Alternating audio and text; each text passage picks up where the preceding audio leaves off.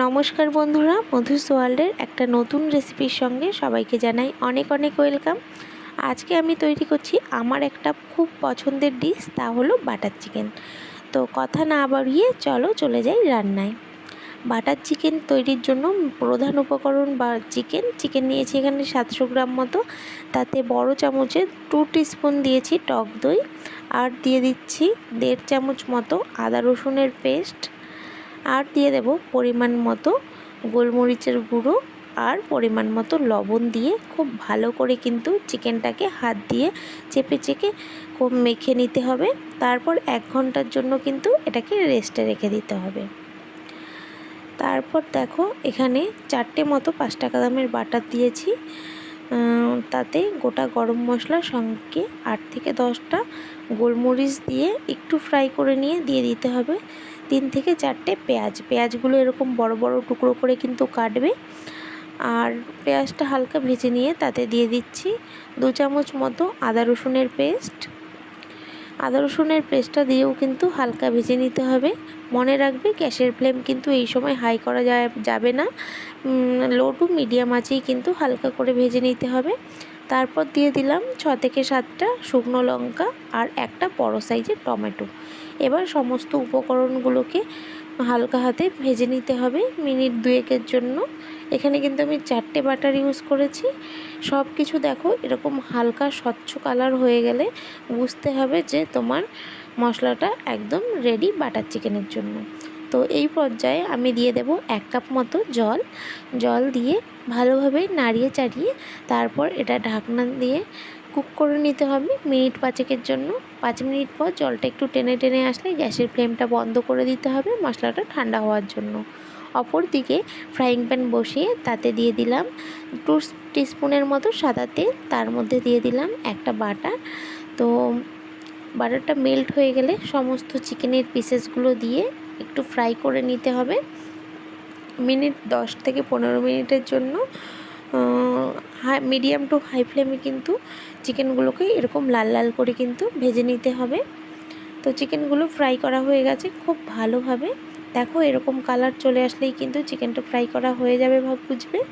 আর অপর দিকে মশলাটা আমি পেস্ট করে এনেছি, দেখো এরকম থিকনেস হয়েছে। তোমরা চাইলে কিন্তু মশলাটাকে ছেঁকেও নিতে পারো। তো চিকেনটা নামিয়ে নেওয়ার পর যেই বাটারটা রয়েছে তার মধ্যেই কিন্তু আমি এই মশলাটা দিয়ে দিলাম এক্সট্রা করে। আমি আর এতে বাটার বা তেল কিছু ইউজ করলাম না, মশলার মধ্যেও বাটার রয়েছে। তো এখন মশলাটাকে ভালোভাবে মিডিয়াম আঁচে কিন্তু কষিয়ে নিতে হবে। একটু ফুটে উঠলে দিয়ে দিচ্ছি পরিমাণ মতো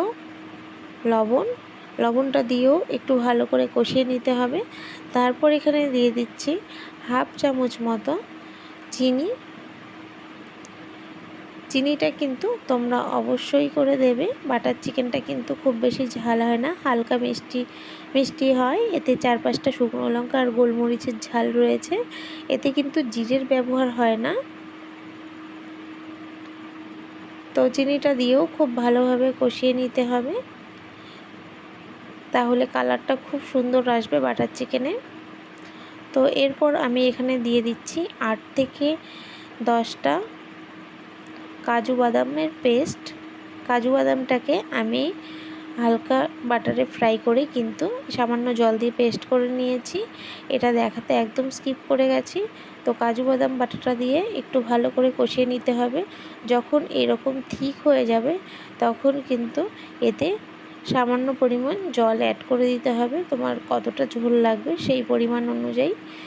তো ঝোলটা আমার ফুটে উঠেছে খুব ভালোভাবে। তো এখন এতে দিয়ে দেব আগে থেকে ফ্রাই করে রাখা চিকেনের পিসেসগুলো। তো চিকেনের টুকরোগুলো দিয়েও কিন্তু লো টু মিডিয়াম আছে এটাকে 10 মিনিট কুক করে নিলেই তোমার বাটার চিকেন একদম রেডি হয়ে যাবে। তো এই রান্নায় কিন্তু জিরে আর হলুদের ব্যবহার হয় না, হলুদ ছাড়াও দেখো বাটার চিকেনের কালারটা কতটা সুন্দর এসেছে। তো বাটার চিকেন আমার একদম রেডি।